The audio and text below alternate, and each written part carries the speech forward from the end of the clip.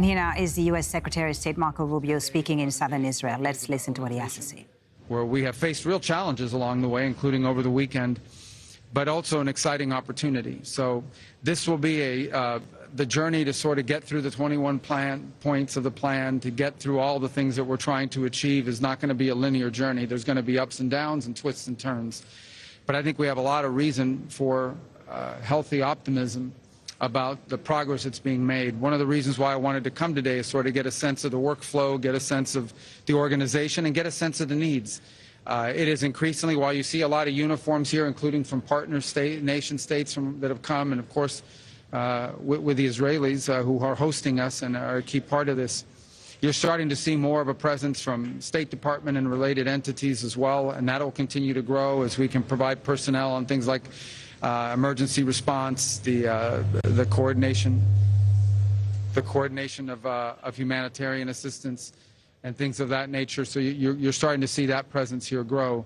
But a lot of good progress is being made on a number of fronts, and you can break this out in a number of ways. The first is the maintenance of the current ceasefire, of the current peace that we're confronting, and that involves two things. Number one, deconflicting from any flashpoints that may come up. We need to understand, the world needs to understand that on the other side of that yellow line there is still a terrorist group that remains armed, and we've seen them take actions against their own population. I think it's important, by the way, that there be more media coverage given to the fact that Hamas has brutalized Palestinians, has brutalized Gazans over the last few days, and that's something to point to. But all of that has to be managed to make sure that in addition to that we don't have any flashpoints that could derail the broader process. At the same time, the coordination of humanitarian assistance. And there's humanitarian assistance that is now flowing into those places beyond the yellow line, but that involves coordinating with all of these different organizations from around the world, including international organizations and charity groups. That's a massive undertaking to coordinate all of that and that be distributed safely. That's just beyond the yellow line. Behind the yellow line, there's another effort going on of humanitarian assistance, which is even broader because those areas are safe, those areas are secure. So that's happening. At the same time, it's this work on creating an international stabilization force.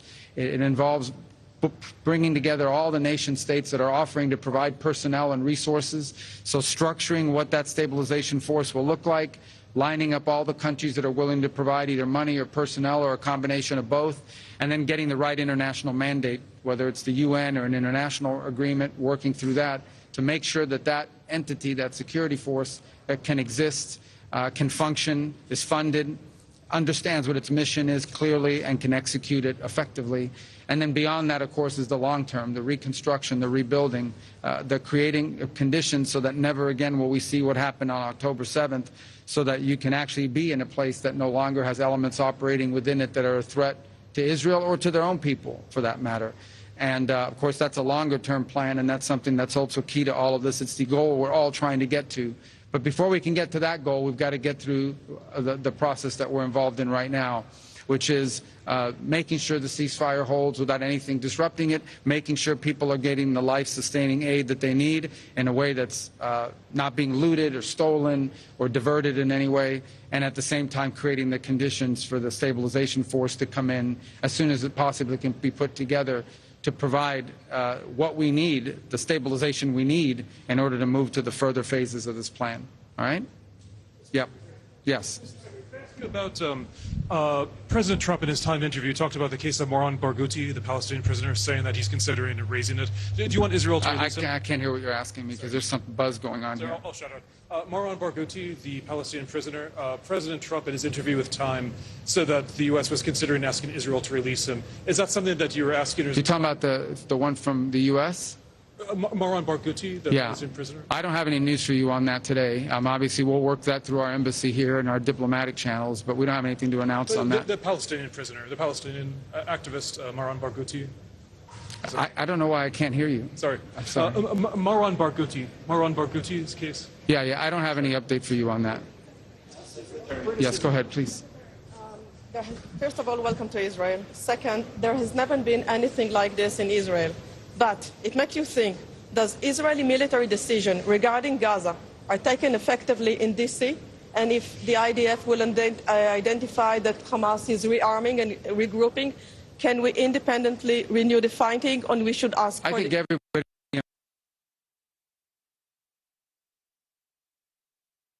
But if we are in the Middle East, Well, I don't think there's any country if in the there is world. a reason to renew the fighting, should we apply for a permission from the Trump administration? Yeah, I wouldn't phrase it that way. I think the bottom line is that there's no nation on earth that's contributed more to help Israel in its security. As you know, this is the president that in the 12-day war struck Iran in a way that other presidents were unwilling to do. And that partnership will continue. We're very committed to Israel's security and supporting Israel. We're also very committed, and we think it's in Israel's long-term security, and I think our Israeli partners agree, to be able to have a Gaza that is no longer an operating space for a terrorist organization. That's why this plan calls for the demilitarization of Gaza, and that's what we're committed to. So, but I wouldn't phrase it the way your question asked it. I don't think this has to do anything with permission or anything of that nature. This has to do with basically we're all committed to making this plan work. There is no plan B. This is the best plan. It's the only plan. It's one that we think can succeed. It's one that we believe it's on the way to success, as impossible and unimaginable as it may have been. Remember, a month ago, 6 weeks ago, no one would have thought possible that you were going to get all the hostages out, and I know that we still have the remains of hostages. That has to happen. That's part of this, and we're very committed to making sure that happens. We are not going to stop pushing until all of that is, all the commitments that were made here are kept. And that includes the demilitarization of Gaza. Now, we're dealing with factors here. We're dealing with miles and miles of kilometers of tunnel networks. We're dealing with 2 decades of terrorist infrastructure. All that has to be confronted. And we'll do that together with Israel. Secretary, Yeah. if you could address, following on your mention just now about disarming Hamas, is that something that the ISF force would be engaged in? And if Hamas refuses to disarm voluntarily, is that something that this force would be involved in forcing them to disarm? If Hamas refuses to demilitarize, it'll be a violation of the agreement, and that'll have to be enforced. I'm not going to get into the mechanisms by which it is going to be enforced, but it'll have to be enforced. I mean, this is a deal, and a deal requires conditions to be met. Israel's met their commitments. They're standing at the yellow line, and that is contingent upon the demilitarization. So suffice it to say that we're also hopefully going to create conditions where Hamas won't have people, because there'll be ways. We want to see a Gaza where people can live without Hamas, where they have jobs, where they have prosperity, where they have opportunities. I'm not telling you that's going to be set up next week, okay? That's a long-term project. But what I am saying to you is that we want to create the conditions, we want to help create the conditions here so that people in Gaza don't have to be terrorized by Hamas, and in fact have lives, jobs, businesses, and a better future, and are completely uninterested ever again in joining, supporting, or being held captive by a terrorist group. So I think everyone, it's not just the United States, by the way. This is what makes this so unique. It's not just the United States. Understand, over 24 countries signed on to this, including regional powers, regional countries, Arab countries, majority Muslim countries, signed on to the commitment that there would be a demilitarized Gaza, and that there would not be a Hamas with the capability to threaten Israel. That's a commitment not just by the United States. This was signed on by all these countries. We fully expect that everyone will live up to those commitments. From Israeli point of view, thank you, and welcome to Israel, by the way. I think the question from Israelis' point of view is that in the meantime, because everybody wants this plan, no question about that, in the meantime, as you mentioned, every day Hamas is rearming, re-preparing, doesn't give back our dead hostages. So the question is whether in the meantime the U.S. should let Israel to act on the other side of the Gaza Strip. In this way, the ISF future work will also be easier. That's the question. Thank you. Well, right now there's an agreement in place, right? And that requires both sides to live up to their commitments. If what you're describing to me means the deal fell apart. But right now we're not at that stage, and that's what we're trying to prevent. That's why I'm saying to you, we're not going to forget about the hostages. We push every single day, and we'll continue to push until the remains of every single hostage is returned. Work is going on. Even as I speak to you now, that's being pushed on. That's not something we're going to start talking about. We fully expect that Hamas will fully demilitarize. That is the agreement they signed on to. That is the agreement that all of the nation states that joined this effort signed on to, and we expect it to be fulfilled. Now, we're about 8, 10, 12 days into this. And the third point is we don't want to see any threats against Israel coming out of the areas that Hamas is currently still present in. That won't be tolerated either. So the president's made that very clear, that if Hamas threatens Israel or fails to demilitarize, this will be taken care of. But that is what this whole effort is about, is making sure that all of those commitments are met on both sides. Yes. Behind you, actually, an open source reporting that the U.S. accepted Israel's veto of Turkish forces and the ISF. Is that accurate? And can you provide any detail on that security force, how big it will be, who it will include, or any other? Well, we haven't formed that force yet, so there's still work going on. There's a lot of countries that are offered to do it. Obviously, as you put together this force, it'll have to be people that Israel's comfortable, or countries that Israel's comfortable with as well. Let me just say that I think there are a lot of countries that are expressing interest right now. I'm not going to get into a list of who they are.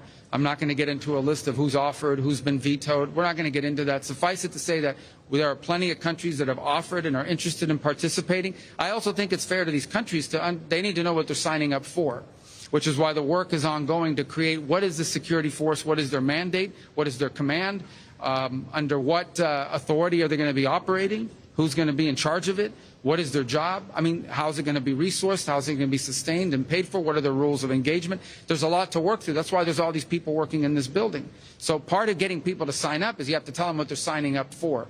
So, but I don't want to get into any who's being vetoed, who's not being allowed. Obviously, you know, every member of this force has to be someone who has capability and willingness, but also someone that everyone's comfortable with, including Israel. If I could... Right next to you stands the print of the Trump's 20-point plan. And as we can see in number 4, within 72 hours, Israel should take in all Israeli living and deceased hostages. Those 72 hours have passed a long time ago, and we're not seeing those hostages being returned fully. Is the U.S. doing enough for that? And my second question is... Yes, the U.S. is doing more than anybody else is for that, and we're going to continue to do for that, and it's going to happen. The remains are going to be released. That's going to happen. And my second question is... And if it doesn't, then the deal got broken, but it's going to happen. And the second question is about the technocratic government that would rule Gaza, the Palestinian government. We're hearing from Hamas that they are part of the committee that forms this government. Does that not miss all the point of what we're doing here? Yeah, I think everyone talking about that's getting way ahead of themselves. There's a lot of work to be done here, and there's going to be some impediments along the way and things of this nature that people put out there. Suffice it to say that everyone that signed on to this plan, all of these other countries agreed, and everyone agreed that Hamas cannot govern and cannot be involved in governing the future of Gaza. Everyone's agreed to that. Okay, so that has to be part of this, but we're not at that stage yet. Remember, we are still at the stage, even as all that's being worked on, we're at the stage of just trying to maintain the ceasefire. We're trying to be at the stage of getting humanitarian assistance to flow. We're trying to get to the stage of ensuring that all the commitments made, including the hostages, are lived up to. We're still at that stage where we have to ensure that there are no threats against Israel emanating from Gaza, because there are still terrorists inside of Gaza, particularly behind that yellow or in front of that yellow line. So we're at that stage, and that's what everyone here is working on, even as we work on the other elements of the plan that you're outlining. This is a long-term plan. Before you get to all these 20 points and you get through all of this, it's going to require a lot of work over a long period of time. All of that work is ongoing. We're not even 2 weeks into this. I think the progress that's been made in 12 days, or 14 days since this was originally agreed to, is historic and extraordinary. There's nothing to compare this to. There's no other effort in modern history that you could look at and say, this is just like that. This is something very difficult, but worth doing. It'll be historic if it can be pulled off. We're committed to making sure that it happens. It will change the character. It will change Israel's security in the long term. It will change the character and the nature of the region in a positive way. We are committed to making that work, and we're committed to ensuring that every one of these points is lived up to. But it's not going to be an easy ride. There are going to be bumps along the road, but we have to make it work. There is no other alternative, and we feel good about the progress that's being made. Every day that goes by, it gets better. We have work to do, guys. We still need more people involved in this. We still need more ideas more commitments to be lived up to. So this is going to be a journey, but it's one worth taking because we think it leads to something very special. Mr. Secretary, if I could ask you a question just a little closer to home. Yesterday, President Trump terminated trade negotiations with Canada. Have you spoken with Foreign Minister Anand? What can Canada do to resume these? Well, I think what happened is one of the leaders in Canada was running ads in the United States on tariffs that took President Reagan's words out of context. Even the Reagan Foundation criticized him for it. But I have not spoken. I've been traveling since yesterday. But I have not spoken to the foreign minister since then. But I mean, the president made his announcement that he suspended any trade talks with Canada for now. In an interview to Fox News, President Trump implied that Israel is a proxy of the U.S. Do you agree? I didn't hear that interview. He's never said that. Okay.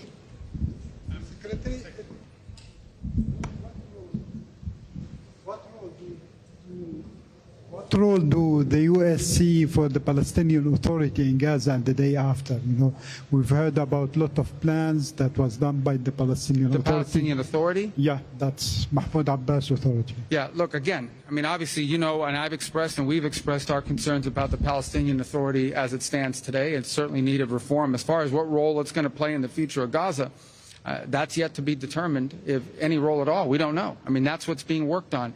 Again, this is very complex. I mean, we are dealing with 30 or 40 years of mistakes, 30 or 40 years of terrorism, 30 or 40 years of deeply embedded problems, and we're about 14 days into this agreement. So right now we're trying to get through this, and part of that, the long-term governance of Gaza, that is not Hamas, it's not a terrorist organization.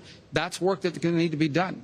I mean, I can't prejudge what that's going to look like now, because that's going to be something that has to be worked on collectively with Israel, with partner nation states, and something everyone has, for it to work, everyone has to agree to it.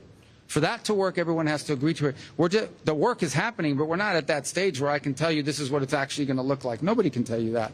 But I can tell you what it can't look like. It cannot be a place that is governed by anyone who wants to use it as a launch pad for attacks against Israel. If it is, then there'll be another war. There won't be any peace. There will never be peace as long as there's an area or a territory that's being used as a launch pad to threaten Israel's security. Everyone understands that, and everyone that signed on to this deal understands that. On humanitarian aid, you mentioned that that's going to be coordinated through here. I wonder if you could say what the role of the UN will be, and specifically what role UNRWA might play in. UNRWA's not going to play any role in it. Okay. UNRWA's not going to play any role in it. The UN is here. The UN is. We're seeing the work they're doing. The World Food Program. There's also not-profit NGOs, you know, humanitarian assistance organizations that are involved in this. Samaritan's Purse. So it's a conglomeration of about 8 to 12 groups that are here. The United Nations is here. They're on the ground. We're willing to work with them if they can make it work. But not UNRWA. UNRWA became a subsidiary of Hamas. And so when you're talking about disarming Hamas, there's been some discussion of a program to buy back weapons. Well, there's a lot of ideas floating out there. So ultimately, how seriously is that? Well, I don't know. But look, there's a lot of ideas out there about that. The bottom line is, you know, you can't have any of the elements of terrorism. You can't have tunnels. You can't have rockets. You can't have anything that threatens Israel's security. I point back to the answer I just gave. If Israel's security is threatened, if 5 years from now, 3 years from now, 2 years from now, Gaza is a place where people who want to destroy Israel are able to operate from with impunity, there's not going to be peace. Everyone knows that. Every country that signed on to this understands that. It is one of the principles that's outlined here. That cannot be the outcome. The outcome needs to be a Gaza where people have jobs and a life and a better future, and people aren't thinking about, how do I kill Israelis, how do I attack Israel? Because if we can't reach that point, then there's not going to be a peace. There's not going to be an enduring peace. You can't be at peace with elements that want to destroy you and kill you and carry out another October 7th. Everyone recognizes that. But there's a lot of work that we need to do to achieve that. We're not there today, 14 days, 13 days after this deal was signed. But I can tell you we've made more progress in 13 days than anyone thought possible. We've come a long way. But this is the first mile in a very long journey. We've got a long ways to go. But we're optimistic that it's heading in the right direction. We are better off today than we were yesterday, and better off yesterday than the day before. But no one is under any illusions. There's a lot of hard work ahead. There'll be bumps along the road. There'll be threats to this peace that emerge that we're going to have to confront. But there are also some exciting opportunities as well that we want to make sure that we are pursuing.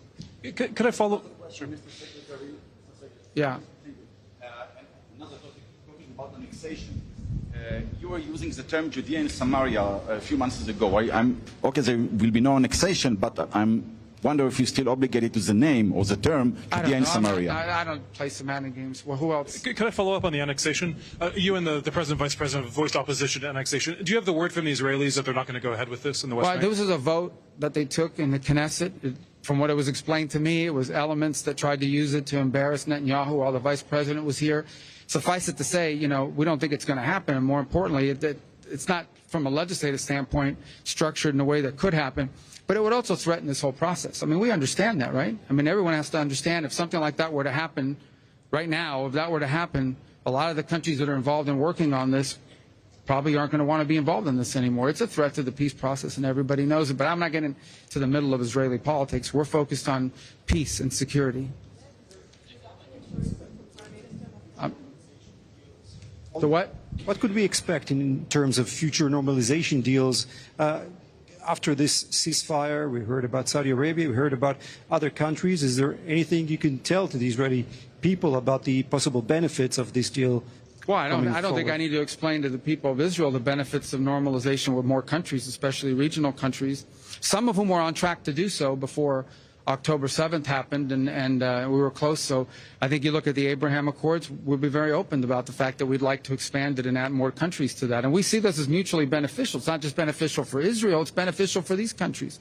We have a lot of countries that want to join, that have expressed interest in joining and want to join. So I think that would be great, and I think that could be a byproduct of achieving some of this. And well, I'm not going to mention the countries' names because it's up to them to announce it. You know, they're going to say I announce them here, and they're going to then they haven't even talked to their own people about it yet. But I think we know who some of them are, right? We know who some of them are, and we think it will be great. There's some bigger than others, but we'd like to have as many members of the Abraham Accords as possible. That work is going, and I think what we're doing here could help, you know, create the momentum for that to occur. So yeah, I do think the Abraham Accords can grow. I think there's some countries you could probably add right now if we wanted to, but we want to do a big thing about it, and so we're working on it. But believe me, we have a whole unit at the State Department that works on that. Problem is some of them are here working on this now, but they can work on two things at once. If I what could else? follow I got a up on couple the more. ISF, Mr. Secretary, is it the U.S.'s intent to deploy the ISF as a UN peacekeeping force under a UN Security Council? We haven't decided. Maybe. We don't know. I mean, that may be one route. The problem is that some of these countries can't participate in this unless they have a mandate from the UN, as an example. So maybe it'll be a UN resolution. That's one route. We could have an international agreement as well. We're working through that. I mean, we'll find the right formula to do it. It may be the UN. We're working on some language on that now that hopefully will be in place. It may be another way to do it, but we will need something because some of these countries, by their own laws, can't participate in these efforts unless they have some sort of international mandate or flag that they're under. All right, I got time for one more. There's been a series of settler attacks against a village full of American citizens in the West Bank called Termasaya. I was just wondering if you had seen any of the videos of these attacks. I'm aware of the incidents, and I've seen, I mean, not recently, I've seen them, some of the ones that have been posted and some of the things on social media. Our embassy has worked on that topic and has expressed the U.S. opinion to the government. Obviously, the safety and security of Americans anywhere in the world is something that will be important to us. So and we've expressed our position directly to the Israeli authorities, and our ambassador has spoken on this topic clearly and repeatedly. Okay? Thank you, guys. Thank you, Press.